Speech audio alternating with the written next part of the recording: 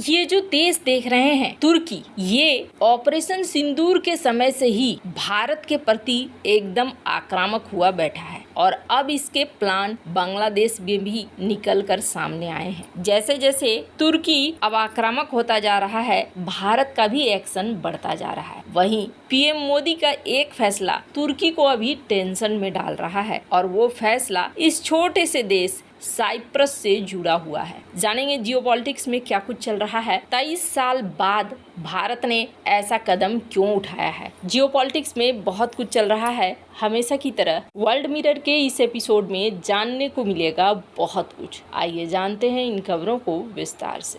भारत को ना तुर्की के साथ अब एकदम आक्रामक तौर पर एक दुश्मन देश के ही तरह व्यवहार करना जरूरी है। अब क्यों जरूरी है, इसको आप कुछ ऐसे समझ सकते हैं। बांग्लादेश में अर्दोगन धीरे धीरे अब अपना कदम और भी ज्यादा बढ़ा रहे हैं और इस कदम से सबसे बड़ी टेंशन किसे हो रही है, भारत को हो रही है। अभी हाल ही में हमने क्या सुना था, स्क्रीन पर एक आर्टिकल देखिए कि अपने डिफेंस के कॉम्प्लेक्स बनाना शुरू करेगा और यहाँ पर डिफेंस कॉम्प्लेक्स बनाने का मतलब है बांग्लादेश को हथियारों के मामले मजबूत करना। भारत के लिए ये कान खड़े करने वाला है। लेकिन इससे भी अलग अब इंटेलिजेंस की रिपोर्ट क्या कहती है, स्क्रीन पर एक आर्टिकल देखिए कि यहाँ पर बांग्लादेश के अंदर इस्लामिक कट्टरपंथियों का ग्रुप है और उस ग्रुप जमाते इस्लामी को इस वक्त तुर्की से बहुत मदद मिल रही है। अर्दोगन के इस्लामिक एजेंडे को आगे बढ़ाने के लिए तुर्की की खुफिया एजेंसियां बांग्लादेश में खास तौर पर जमाते इस्लामी पर खूब मेहरबान है। जमाते इस्लामी वही संगठन है जिसकी पाकिस्तान की खुफिया एजेंसी ISI से काफी पुराने रिश्ते रहे हैं। ISI के इशारे पर इसने शेख हसीना के खिलाफ हिंसक प्रदर्शनों में खास भूमिका निभाई थी। कहा जा रहा है तुर्की का समर्थन अब सिर्फ विचारों का समर्थन नहीं है, बल्कि अब ये पैसे भी देना शुरू कर रहा है। अब इसका एक एग्जाम्पल देखिए, ढाका के मोह बाजार इलाके में जमाते इस्लामी का ऑफिस है। इस ऑफिस का नवीनीकरण किया जा रहा है, यानी फिर से इसे बनाया जा रहा है और माना जा रहा है कि इसे बनाने के लिए जो पैसा आ रहा है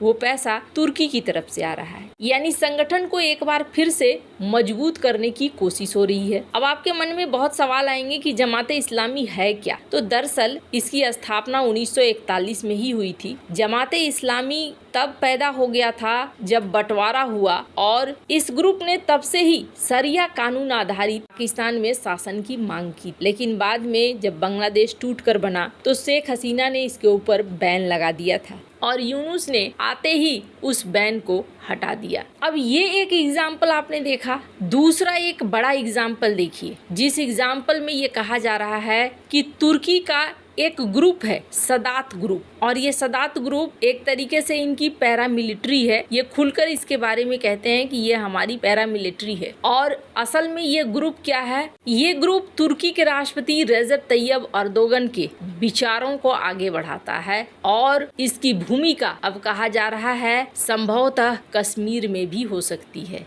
हाल ही में ये खबर आई थी कि सदात कश्मीर में विदेशी लड़ाकों को भेजने की योजना में शामिल हो रहा है। अब जरा ऐसे समझिए कि भारत को एक तरफ से बांग्लादेश से और दूसरी तरफ से जम्मू कश्मीर से घेरने की कोशिश कर रहा है तुर्की। सदात, जिसे अर्दोगन का गुप्त सैन्य बल माना जाता है, पहले भी सीरिया, लीबिया और कश्मीर जैसे क्षेत्रों में प्रॉक्सी युद्धों में शामिल रहे हैं। अर्दोगन ने सदात को खास तौर पर बनवाया था और इनके एकदम नजदीकी ने सदात ग्रुप का निर्माण किया था। आज की डेट में ये भारत के लिए टेंशन बन रहा है। तुर्की का पाकिस्तान के साथ गठजोड़ भारत को लगातार परेशानियों की तरफ ले जाता हुआ दिख रहा है। वैसे अगर आप तुर्की को देखेंगे तो तुर्की भारत के साथ चाहता है कि व्यापार एकदम नॉर्मल चले। स्क्रीन पर एक आर्टिकल देखिए, तुर्की ने हाल ही में भारत से रूसी तेल खरीदा है। भारत से कहने का अर्थ ये है कि भारत की किसी प्राइवेट फर्म से। तो ये व्यापार चाहते हैं, आपसे मुनाफा चाहते हैं। तुर्की के राष्ट्रपति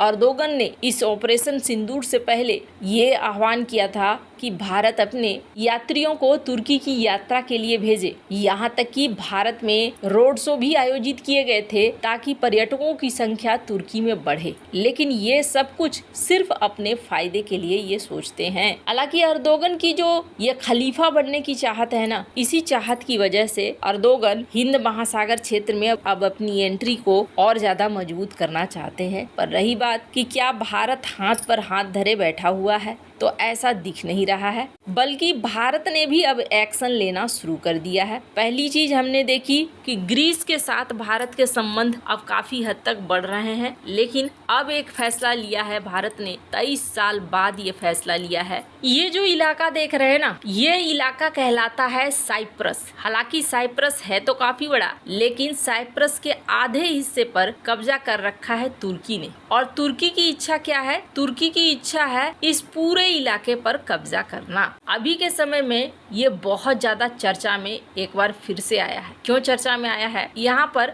अब एक्शन शुरू हो गए हैं। तुर्की एक नीति अपनाता है, ब्लू होमलैंड नीति, और इस नीति के तहत तुर्की क्या चाहता है? तुर्की चाहता है कि साइप्रस का जो ये स्पेशल इकोनॉमिक जोन है, ये जो समुद्री इलाका है, इस पूरे इलाके पर उसका कब्जा हो। लेकिन हाल ही में फ्रांस के राष्ट्रपति एमेनुअल मैक्रोन ने भी अपना एक भाषण दिया और ग्रीस ने भी भाषण दिया। दरअसल ग्रीस के प्रधानमंत्री क्यारिकोस 9 जून 2025 को फ्रांस में आयोजित एक शिखर सम्मेलन UNOC में घोषणा की कि ग्रीस जून 2025 में 2 समुद्री पार्कों की स्थापना के लिए कानूनी प्रक्रिया शुरू करेगा। ये पार्क कहाँ बनाए जाएंगे? ये पार्क बनाए जाएंगे आयोनियन सागर और दक्षिणी साइक्लेड्स एजियन सागर में, जिनका उद्देश्य क्या है? ग्रीस के लिए समुद्री इकोसिस्टम को तैयार करना। फ्रांस के राष्ट्रपति इमैनुअल मैक्रोन ने भी भाषण दिया तो कहा, हाँ जी, समुद्री संरक्षण जरूरी है और ये ग्रीस का संप्रभुता का मामला है।